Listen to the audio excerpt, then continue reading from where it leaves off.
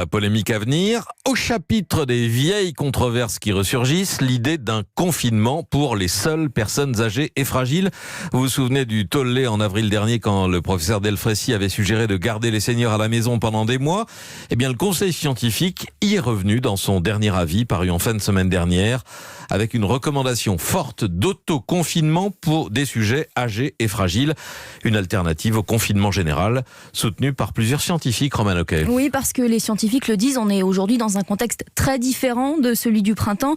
Déjà, la circulation des nouveaux variants va aggraver l'épidémie dans les prochaines semaines, bien au-delà des 20 000 cas par jour. Aussi parce que grâce au lancement de la campagne de vaccination, ce confinement des plus âgés, dit le conseil scientifique, serait limité à quelques semaines, le temps de recevoir la précieuse injection. C'est ce qui rend cette option envisageable, crédible, explique Gilbert Deray, chef de service à la Pitié-Salpêtrière.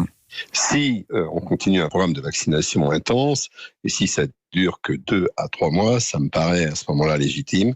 D'un côté, on vaccine ces personnes en priorité, et de l'autre côté, ces mêmes personnes, c'est-à-dire les personnes âgées, celles qui ont des comorbidités, acceptent de s'isoler pendant cette période pour qu'on ait le temps de vacciner le reste de la population et de mettre toute la population à l'abri. Un confinement ciblé qui éviterait aussi de mettre à nouveau le pays à l'arrêt en fermant les commerces, les écoles.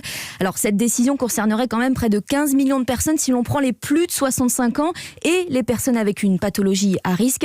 Un sujet pour l'instant balayé par Matignon. Cela créerait une rupture d'égalité, dit un conseiller.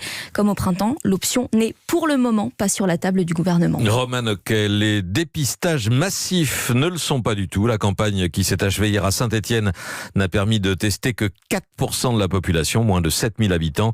Même échec la semaine dernière à Roubaix, environ 5% des habitants se sont déplacés. Emmanuel Macron